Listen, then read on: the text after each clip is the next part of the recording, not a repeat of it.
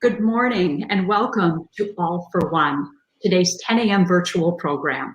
It is my pleasure to welcome all of you here today. And today's topic, brought to you by Reverend William Conrad, is Curveball. So I know somewhere between the diversity of thought shared on our topic today and the mindful questions and answers offered is exactly what your heart is seeking for this part of your spiritual journey. Welcome. Here at the Center for Spiritual Living, Palm Desert, we are all about connection, how we are connected to each other spiritually within the divine creative field. We celebrate that we are all connected to each other and to a power greater than all of us. And this power is grounded in love and compassion. Knowing that Spirit is right here, right now, and that Spirit has brought us all to this very moment, please join me as I open this program with an invocation. I invite you to take a moment and join me in prayer by gently, softly closing your eyes, or perhaps softening your gaze as I open this space with an invocation. It is my great joy to welcome each person here to today, to this very moment, and to this amazing time together. I am so grateful for the inspired word of Spirit that will touch each person uniquely, encourage each person immensely, and lead each person here to remember that all is truly well. I trust there is something amazing for me to learn today as I await with great anticipation the divine flow of all the insightful words spoken by all. Please join me in saying, and so it is.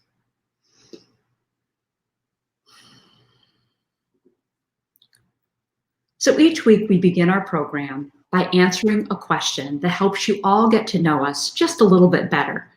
And today's question, offered by Reverend William, is this: as it's been almost a year since we became ministers, tell us something memorable about this time. Well, in thinking about this, what really jumped out for me as most memorable is experiencing how all of my cohorts here have expanded in their consciousness, which has translated into their amazing creative contributions to the center and to our community. And this was all done during a time of really great change. So Reverend Cheryl organizing 2 very successful blood drives, serving both our center and our community. Reverend Dale starting our new women's group, offering much needed venue for connection during the pandemic.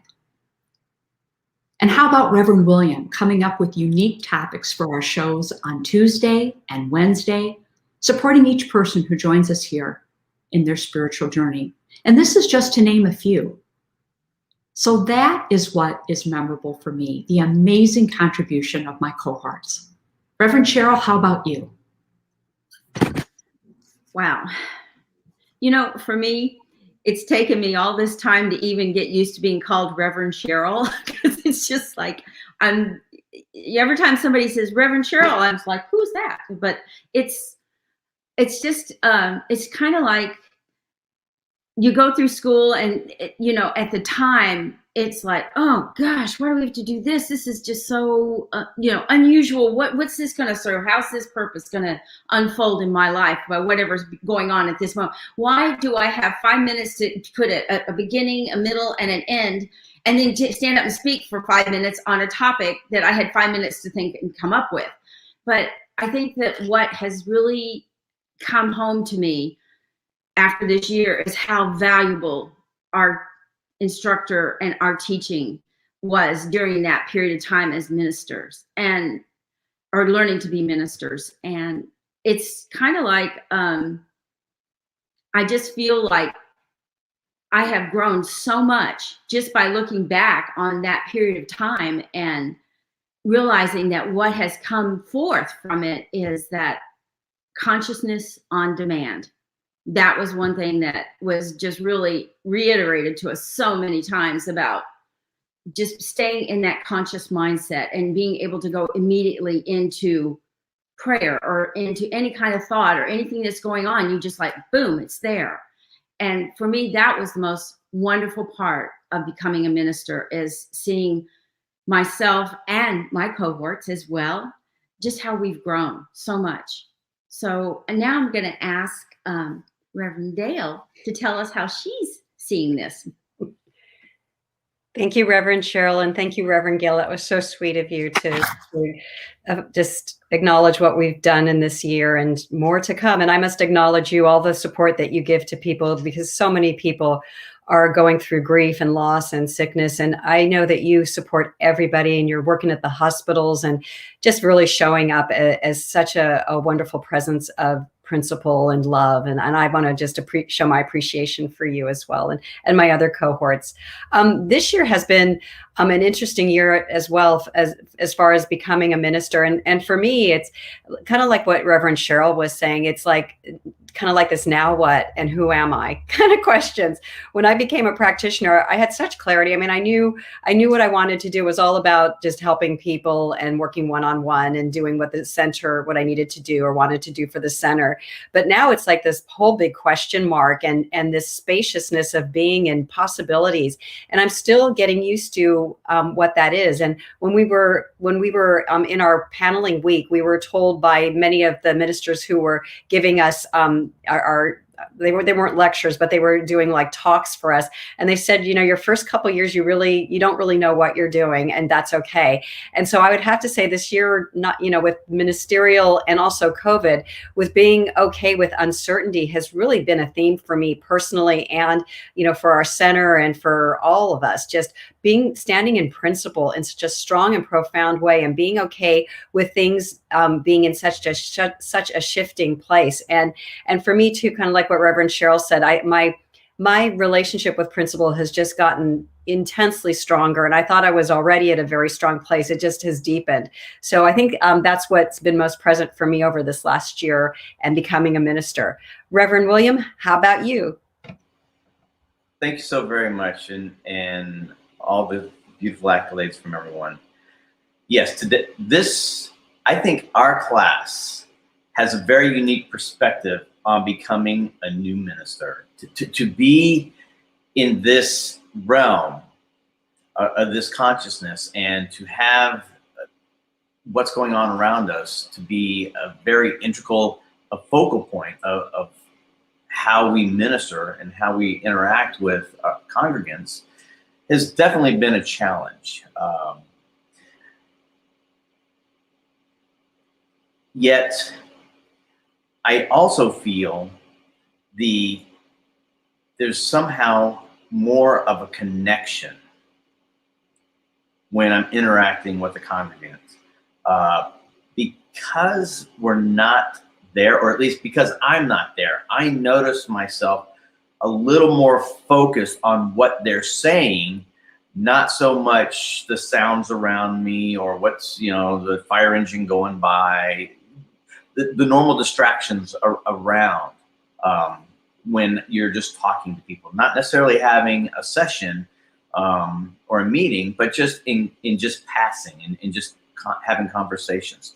So that when you do have that 30-second, that 2-minute connection where they just happen to, out of the blue, just mention something, and then you just get this download, this aha, the perfect thing to say without even knowing what you're saying. And I wonder if the ladies here can understand that.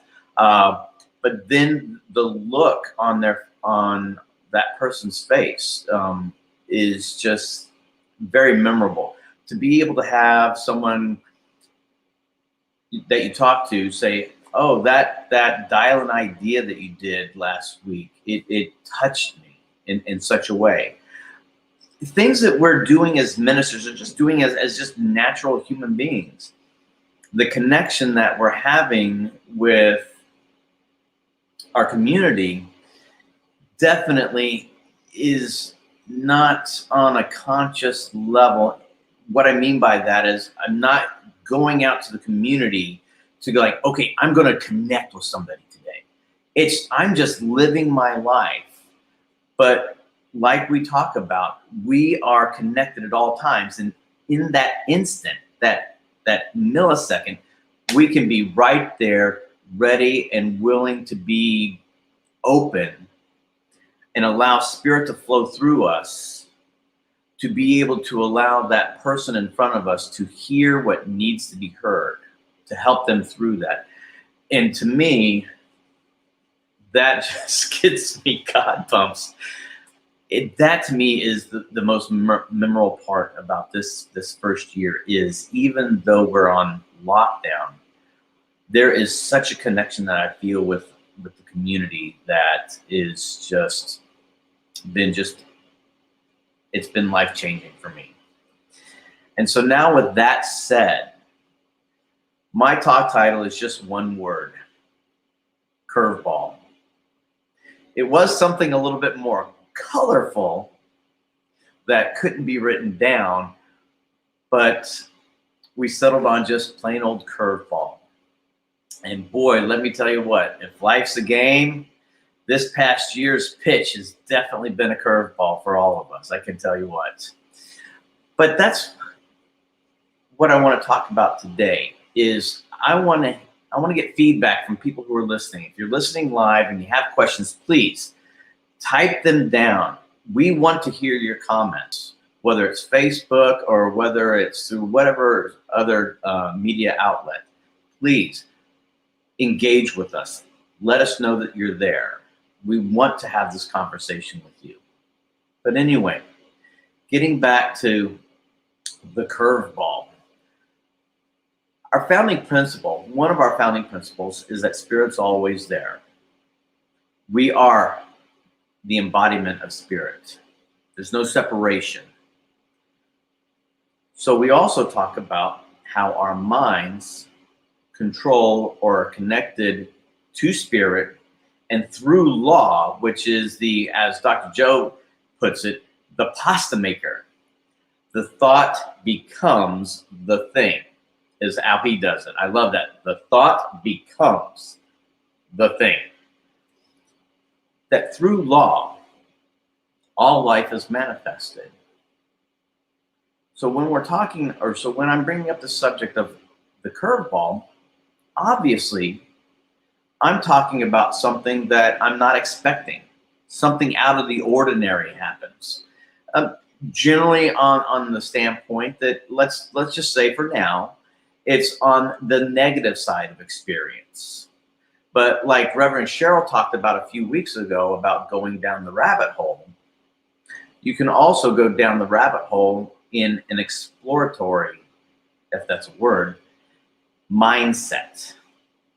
So right now, let's talk about the curveball as being something unexpected that's not in what we want to happen, or a positive outlook or experience. We talk about that our thoughts create our lives. And so a curveball being something that we think is outside of our own thought patterns, such as maybe an accident that's on the side of the road, and it makes you late to go to work or something like that. Well, those people over there are having their experience of a tragedy or an accident or something like that. But that activity throws a curveball in what our blinders have put on. I need to get home. I need to get to the work. I need to get to the store. I need to pick up my prescription. Whatever that thought is, but now there's something that's blocking that path.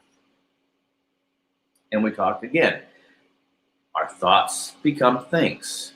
I wasn't thinking about being late or having something thrown up in my pathway to obstruct me or to have me change my course. But then again, haven't you? And that's where I'd like to go a little bit today, is we have our conscious thoughts, the thoughts that are foremost in our mind.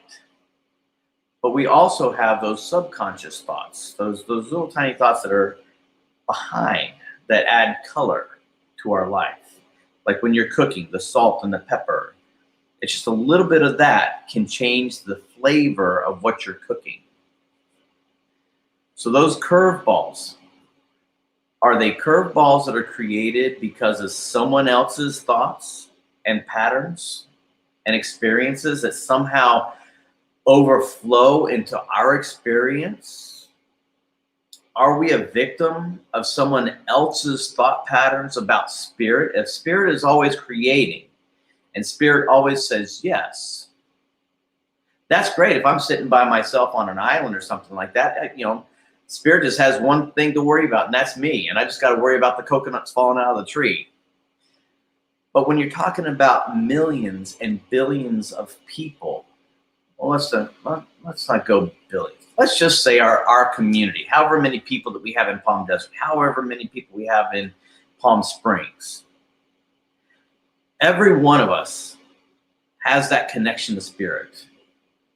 And as we teach in our philosophy, every single one of us know, or not every single one of us know, we know that every individualized expression of spirit, each person is always connected to spirit. Whether they believe it or not, or acknowledge it or not, or even they're conscious of it or not, it doesn't change the fact that they are always connected to spirit.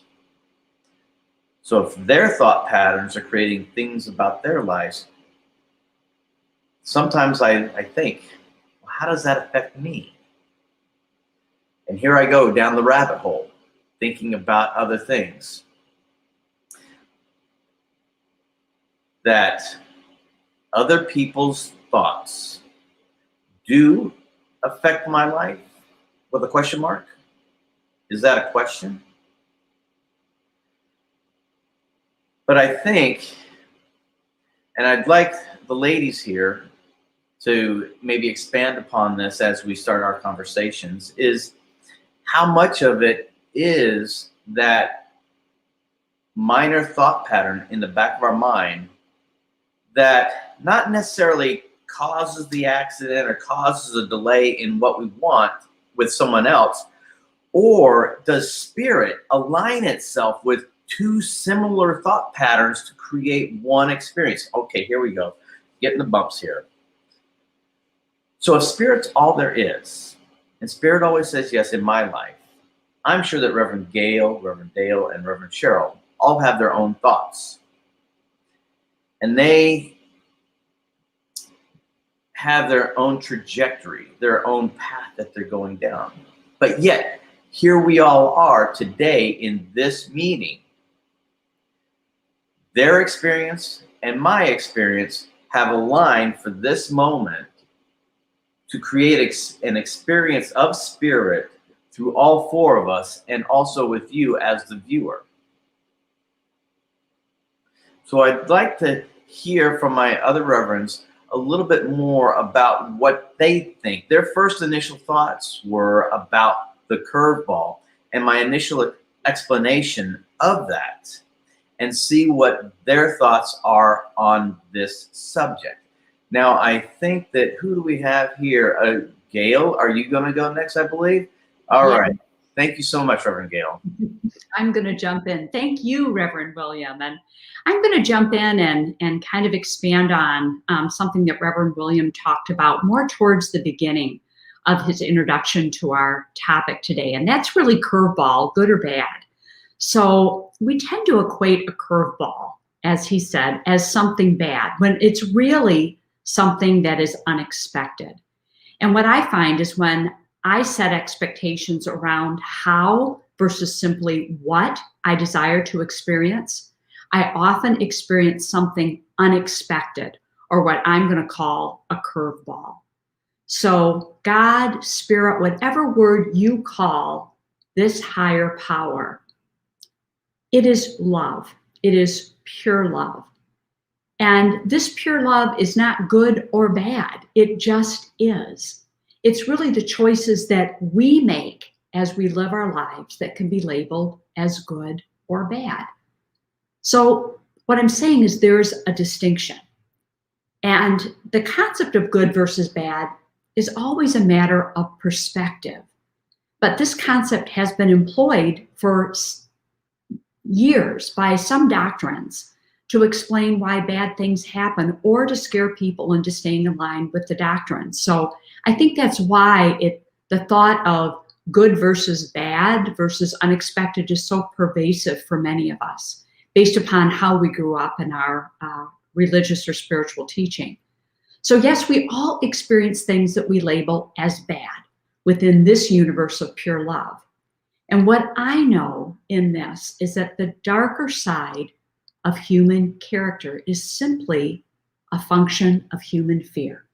And that's how I experience it. Fear that we can simultaneously acknowledge and we can heal. And what I believe is as we grow beyond the need to blame someone or have something to blame, in other words, take full responsibility, as William said, for creating our lives, I believe mankind, humankind, is going to make more positive choices. So with that, I'd like to pass it on to Reverend Dale.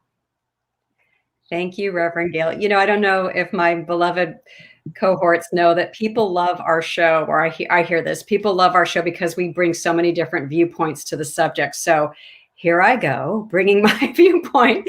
I'm going in a totally different direction. So, you know, I love to teach from my life, and I'm going to teach from my life right now. And I love that we brought the idea that curveball doesn't have to be something that's negative. It's something that's unexpected, whatever that is. But I want to give people some faith on the curveballs that are unpleasant, that knock us off, that make us feel like we're powerless. Because I recently had something like that enter into my life, a big old curveball going 100 miles an hour. And I was speaking with Reverend Gail earlier about this. I have a kitty who received a diagnosis about a month or so ago.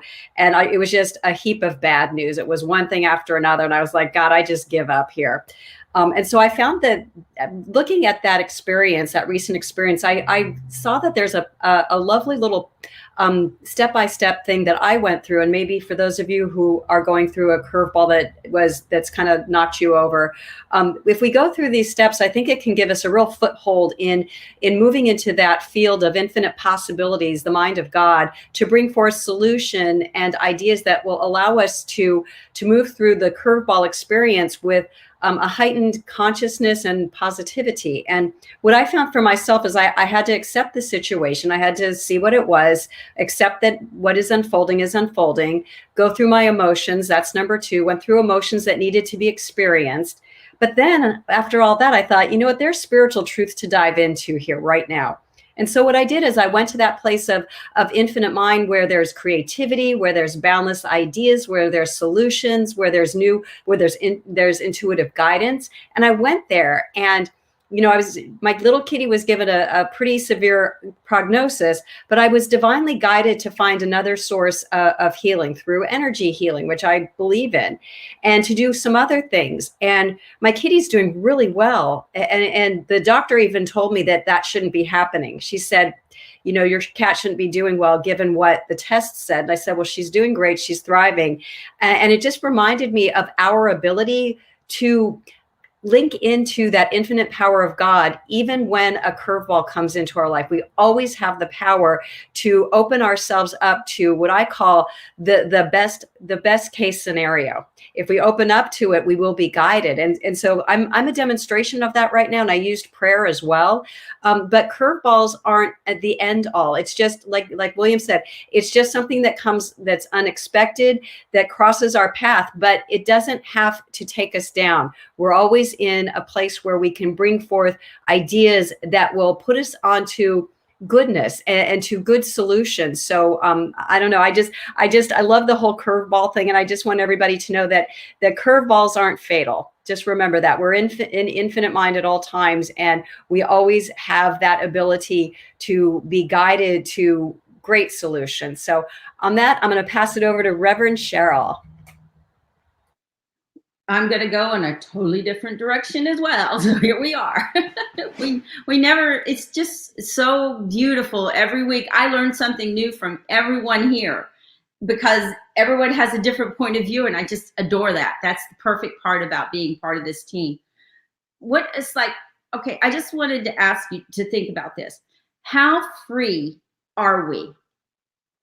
I mean, seriously, I'm not talking about in our country or the laws of man or anything like that. How free are we in the sight of source or in that source atmosphere? Let's say that. Do you think that we have destiny, that whatever's coming at you, that curveball, it was going to show up no matter what you did, that it was your preordained destiny to experience this? Or do you believe in fate, that, it's sneaking up on you all the time, ready to take over or do something to you? Well, that's when you come from a perception outside of yourself. And so how free are we? We are unlimited possibility and potential. Now, when you say unlimited, that means that, sometimes like in the science of mind, we say it's a source or it's a power for good rather than a source or a power for bad. But the reality is it's undifferentiated. It just produces what we put in. Wherever our thoughts have been, whatever we've been doing, whatever we've been saying, however we're showing up in our life, that's what's going to manifest in our lives. And so I want to be absolutely, totally free to not only make the good decisions in my life, but when I make those bad decisions or do something that I'm like, oh God, what was I thinking? That's still, I am totally free. I am not a puppet on a string, preordained or destined to fulfill this life in this certain pattern. I am a unique individual expression of God. And whatever is showing up in my life, I created it. I made it. So also though, you'll say, but I didn't think that. But what were you looking for? What were you out there trying to experience? Well, maybe you needed to clean up a few areas of your life that before you can go ahead and move on. In Texas, they say you can't find a new man if somebody else's pickup truck's in your driveway. So if you can't move forward until, I'm going to put William on the floor here in a minute. But what I'm saying is that sometimes those things that appear to be curveballs or keep us from moving forward in the manner that we expect to move forward from our prayers and from our work and from our thoughts, those are just opportunities to clean up something that needs to be taken care of in your life. And that's how, if you look at it from that point of view, sometimes I just say, oh, wow, I understand now. This is occurring because I did that. So to me, to be free, if you really are free, then you get the whole gamut of whatever is out there. There's billions and billions and billions of possibilities. And so if you're running into these things, then stop and think about, okay, all right, I haven't balanced my checkbook, and now I find out, this is this and this is off, and there's some big error in there, but so there was an error that occurred, but who's ultimately responsible for it? Me. I have to be I have to show up in my life. I have to be that person no matter what's coming at me. I have to be prepared. But I like to also think of this, because when we set expectations, that's when we suffer. That's a weird thing to say, isn't it? But a book I just read, I've got to find it. God, it was so great. But he talks about inappropriate expectations. And basically, any expectation you have of someone else or something else is inappropriate, because you're expecting them to show up in your life the way you want them to. And that's when we suffer, because people don't always show up like we want them to. They show up as they are, this unique, wonderful expression of God.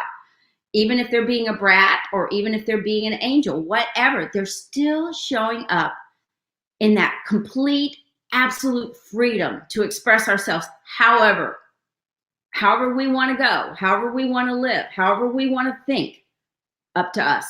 And I just love that. That is the one thing that makes me feel like I do have something that is mine. I own it. It's mine. And the cool thing about that is whatever's showing up, I can't blame anyone else. I can only go within me and see that I'm an expression of God showing up, and I'm a unique individual, and wow. And so it is. But anyway, who's going to go next? Is it going to be Reverend William? Okay, Reverend William, take it home. I love what you said, expectations. And again, yes, curveball. I started us off coming from a negative connotation. And like Reverend Gail and Dale said, that doesn't necessarily have to be the case. But your word, expectations, hit the nail on the head. That's exactly how a curveball happens. Our expectations of the way something is supposed to unfold. I have a friend who's looking to move, and they were expecting to have it done a certain way with, certain movers to come up and to have things done on certain times and stuff like that. And all of a sudden, it had something unexpected occurred. And so the curveball was thrown. But then they just allowed it to unfold with not holding on to anything. And it comes to find out that it's aligning itself perfectly with the universe, and everything is just coming into place. And so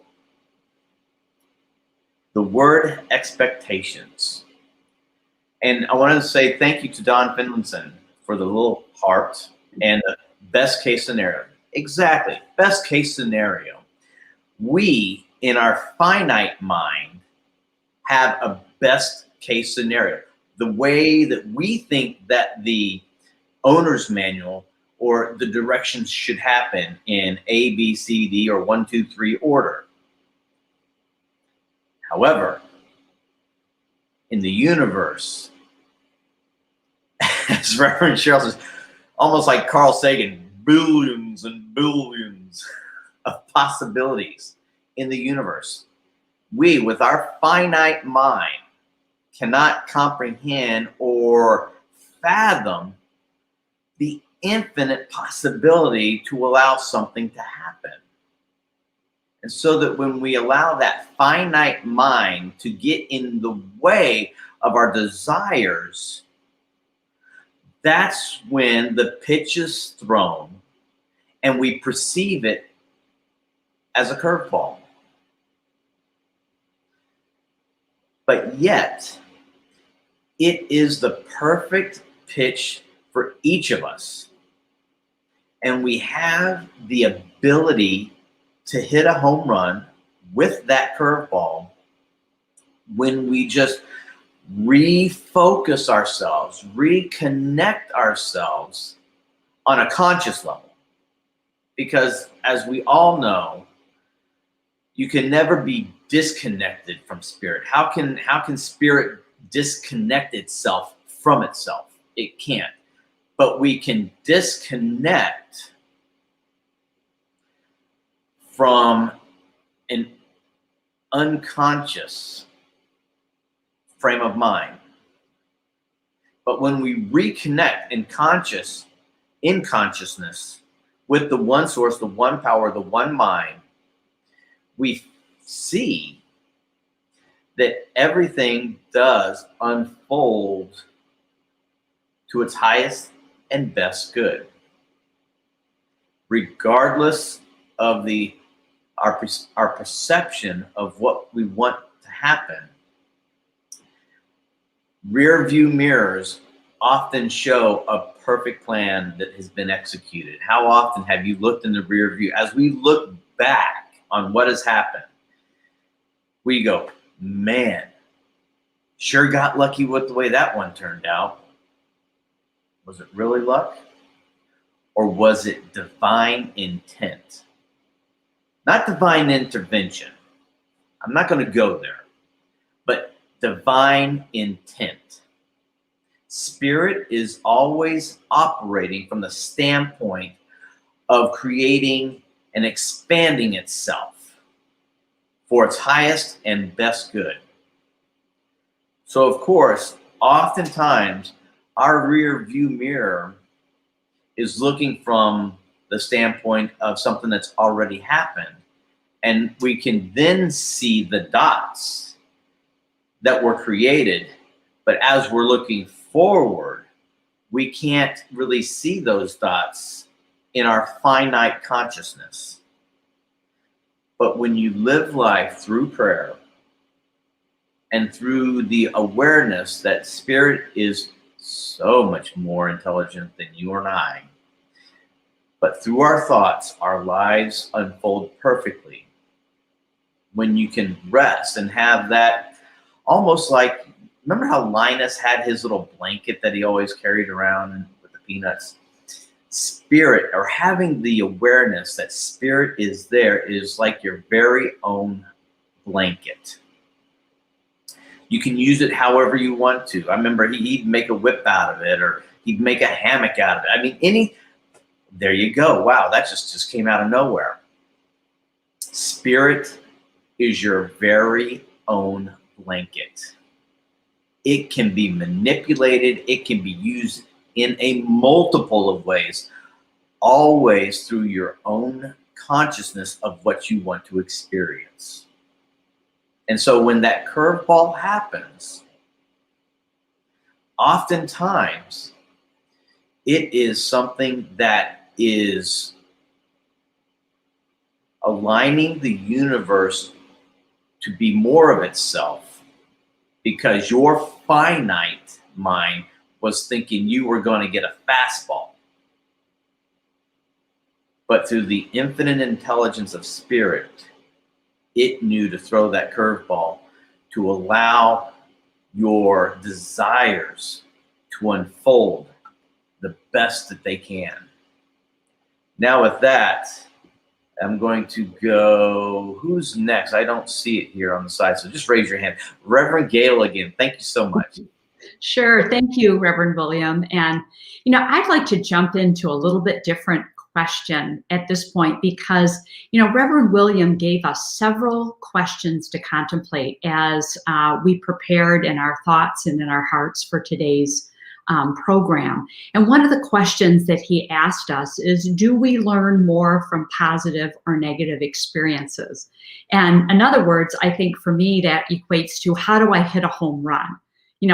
Life happens, and how do I hit a home run? So I had to really think about this. And my answer is, I generally learn more from my more difficult experiences, but I had to add to that a caveat. Because when I was being really honest with myself, that caveat is, I must be ready to both let be and let go of this experience, which are two very different actions to learn.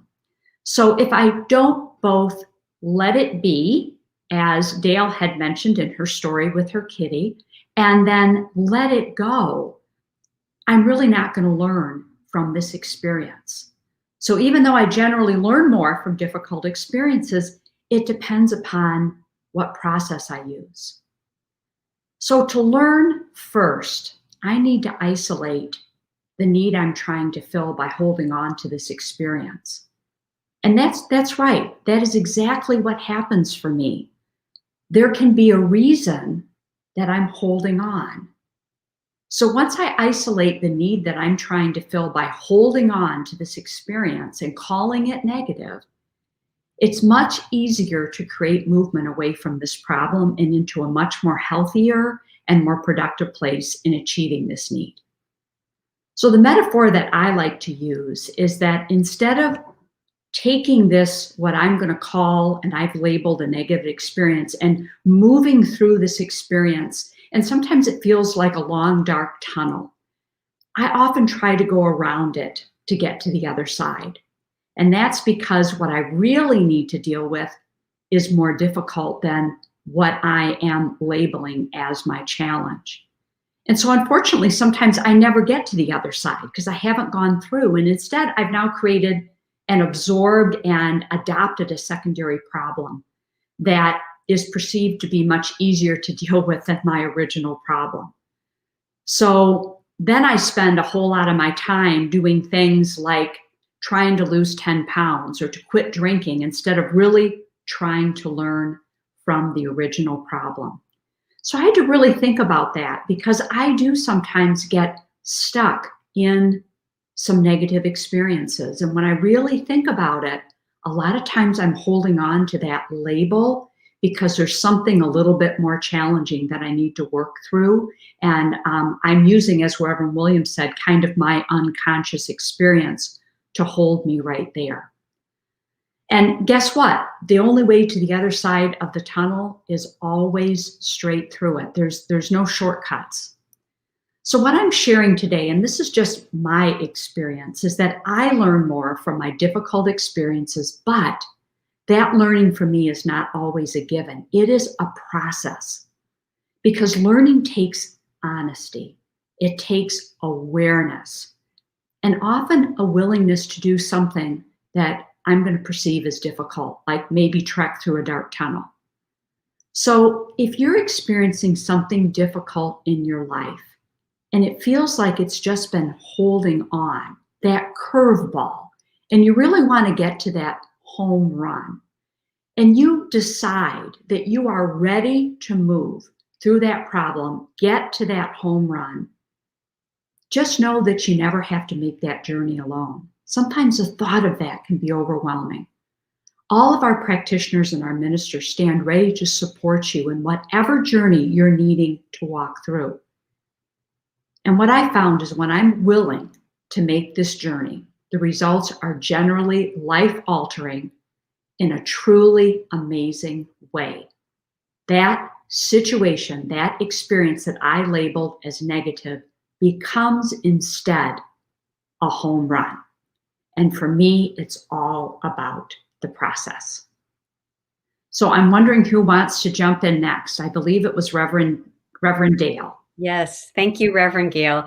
And I love the whole idea of the home run, because as you were talking, Reverend Gail, I was thinking, well, what is the home run anyways? What does that mean? And I thought, for me, because the curveball kind of pushes us off center, even if whether it's good or bad, it's such a shock that it just pushes us off center. So a home run for me is returning back to a place of groundedness and spirit and principle and peace of mind. That's a home run, because I'm back in that place of knowing that everything is unfolding perfectly. And I think that's when we stand there, life just unfolds beautifully. Something that it's so important that I believe for us on our life journeys is to really just understand our minds and how they operate. And this whole idea about the curveball, and I'm going to say it doesn't matter whether it's positive or negative, because I recently also had a very positive curveball, and actually a few of us were involved in it. We were just like, our jaws were dropping at how fast things shifted in such an amazing direction. It was just so much divine right action and order, but it was still a shocker for the system because it was so out of the ordinary.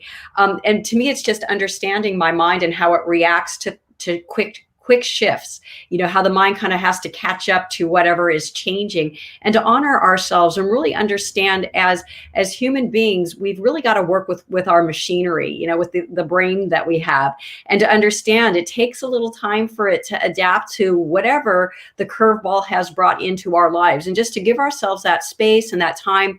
And I love that Reverend Gail talked about support. Support is so important for the curveball. It's good to have that understanding, compassion and love as your life is shifting, and to open that understanding for you too. As we've said a lot today, which I'm so grateful, we talk about infinite possibilities. No matter what the curveball brings, you've got infinite possibilities at your disposal to move into a greater life experience with whatever the curveball is. You're never stuck, like I said too, as others did. So I just think it's important to keep our consciousness very flexible and hold lightly to life and our expectations. When we hold lightly to them and understand when something happens that didn't go the way we thought, to just understand, okay, my mind just needs to adjust. And what I know of spiritual principle is that everything is working out perfectly no matter what, and to hold into that understanding. And because when we do, we open ourselves up to that being our reality, rather than getting stuck in a gloom and doom scenario or any other beliefs that we're dragging into something that's happened in our lives. Now I'm gonna throw this ball over to Reverend Cheryl. Not a curveball though. I could hit it. I think I could. the thing that came to mind when we were talking about this also is that sometimes when you've been in this consciousness, you've been through all this training, you've had all this teaching, and everything is, you really understand how this whole mechanism works. And then you flub up, something happens and you're like, oh gosh, how did I attract this? And then a lot of times I've seen people, they go into guilt. It's like, I know better than this, and here I am doing the same thing again, and I've created the same thing again, or I'm doing this, and then you start going into that place of feeling like I'm not worthy, or I know better than this, so why am I not appearing in my life better than this? Well, that's self-defeating. Just that is the hardest thing for us to remember too, is that when you fall down, you just stand back up and you keep going.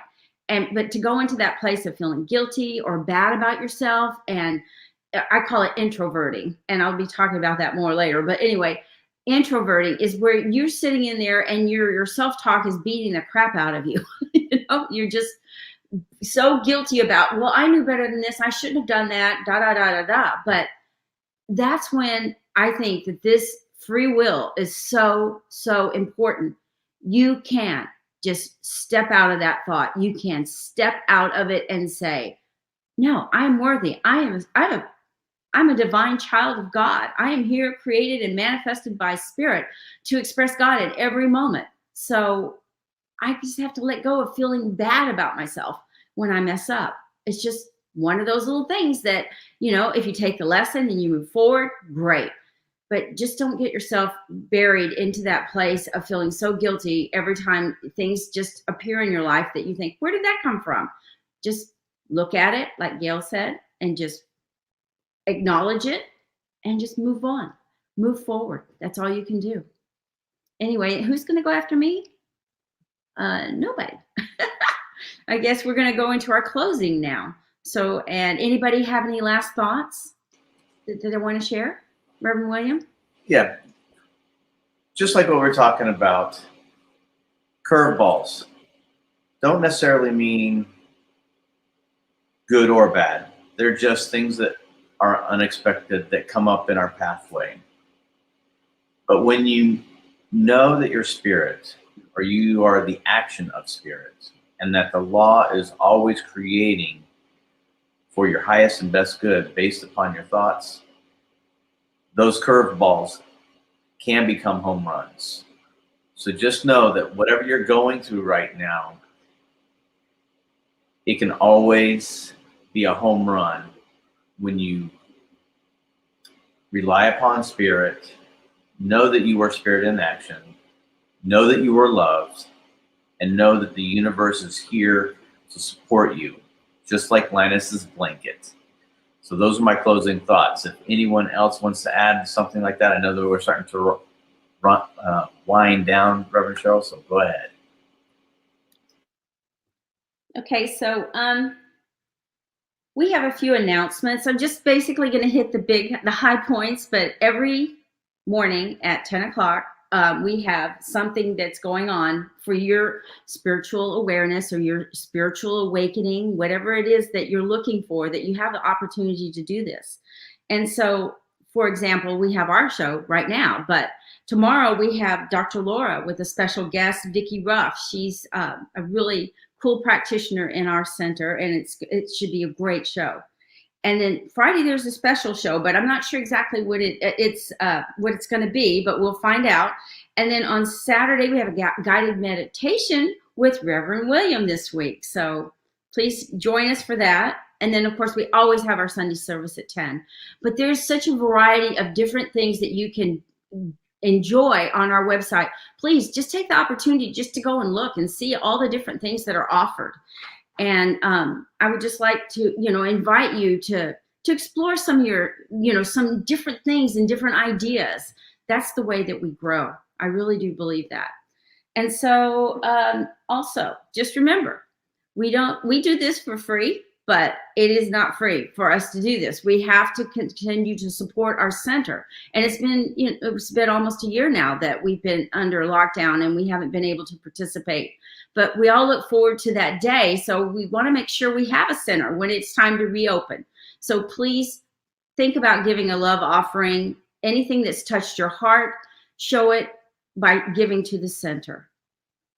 And now I'd just like to do a little closing benediction for this show. And I'd like to thank every one of my sisters and brothers. Just so much growth, so much joy, so much wonder comes out of every one of these shows. And it stays in my mind for days, thinking about different things that we've spoken of. Because we are always, even though we're reverends, we're still on the journey of exploring, and we're still on the journey of finding out new things about ourselves and about our lives and everything. So that's the beauty of this show to me, just seeing us grow and expand. So just get comfortable for a moment and just with an open mind and a receptive heart, just be aware of the infinite power that is you, that is permeating everything, every bit of existence is this power.